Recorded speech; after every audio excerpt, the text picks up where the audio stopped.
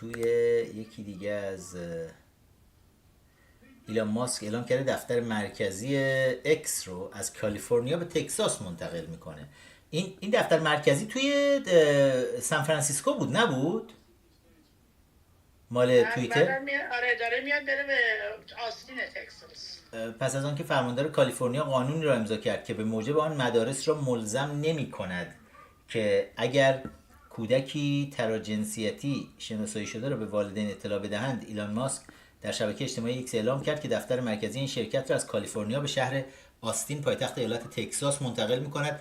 دلیلش هم اینه که خود ایلان ماسک دقیقاً با همین مشکل مواجه شد و عملا فرزند خودش رو از دست داد توی همین مدارس کالیفرنیا، که توی مدارس کالیفرنیا بچه ها رو میشینن هی شستشوی مغزی میکنن و آخه بچه چه میدونه و بچه ها فکر میکنن یه چیزایی. حالا من در این مورد بذارید یه صحبتی بکنیم. والا جمهوری خواه دشمن LGBTQRSTUVWXYZ نیستن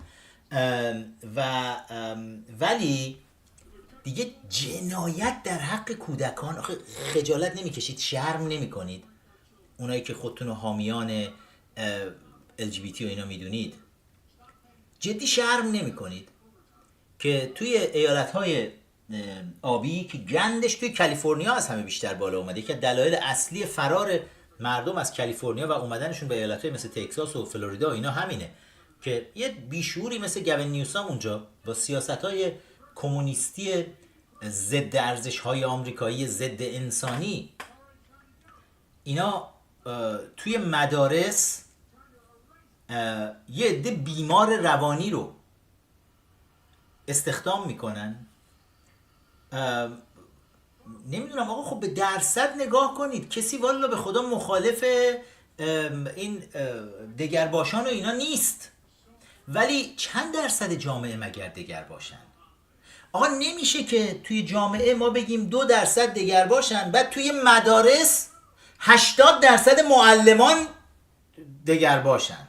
آقا میشه؟ این چرا با درصد جامعه نمیخونه؟ خب 2% معلمان دگر با، به خدا اگر کسی باش مشکلی داشته باشه. ولی وقتی شما میای نگاه میکنی میبینی اتحادیه معلمان همه اونی هن و بقیه همه همینجوری تو همین مایه ها هن. و خب بعد میان توی مدارس اعلام میکنن ما بچه ها رو میرن سراغ بچه ها، معلم هایی که اکثرشون جزو دگر باشانن میرن سراغ بچه های کوچولو تا دیگه فرست گرید. به بچه ها میگن دوست دارین پسر باشین یا دختر باشین. که مثلا آقا بچه چه میفهمه؟ آقا خب اگر عقلش میرسید که خب میذاشین رأی هم بده دیگه. وقتی سن رأی دادن رو 17-18 ساله، وقتی سن مشروب خوردن روی 21 ساله، وقتی سن داشتن گواهینامه رانندگی بالای 16 ساله، اون وقت سن این که بچه بدون عقلش برسه که پسر یعنی چی، دختر یعنی چی، دگرباش یعنی چی، این سن اون وقت میشه 7 سال. میشینن با بچه ها توی مدارس توی کالیفرنیا که عمو جون دوست داری دختر باشی یا پسر باشی؟ مثلا طرف پسره، میگه دختر. یه دختر خیلی به پدر مادرت چیزی نگی ها، بیا ما میفرستیمت برو بیمارستان. میرن دول بچه رو میبرن، کلی هم هورمون بهش میزنن که این بچه بشه دختر، تا بیاد بفهمه یه دفعه میره زیر تیغ جراحی مشغول بریدن دولشن که دیگه پسر نباشه. بعد تازه پدر مادر اگه بیان برن از خونه ریمووشون کنن، قانونا میتونن بچه رو از خونه بگیرن. دقیقاً اگر پدر و مادر برن شاکی بشن به مدرسه که برای چی همچی غلطی دارین میکنین، میگن به شما ربطی نداره، مدرسه تصمیم میگیره. اینا سیاست‌های کمونیستیه. کمونیست ها در اتحاد جماهیر شوروی در چین دقیقاً همینجوری میگفتن بچه متعلق به جامعه است، بچه متعلق به دولته، به حکومته، مال پدر و مادر نیست. ایلان ماسک بیچاره هم خودش دچار همین گرفتاری شد با بچهش رو توی یکی از مدارس غیر انتفاعی بسیار گرون قیمت میفرسته توی کالیفرنیا و بچهش غیر از اینکه هویت خودشو گم میکنه، آخرش نمیفهمه بالاخره دختر پسر چیه، از پدرش نفرت پیدا میکنه. و انقدر نفرت پیدا میکنه که فامیلی خودش رو عوض میکنه، میگه دوست ندارم ماسک باشم، برام شرم‌آوره که پدرم ایلان ماسکه. و بارها هم تو مصاحبه‌های خودش ایلان ماسک گفته که مدارس کثیف کالیفرنیا بچه‌های ما رو داره ازمون میگیره.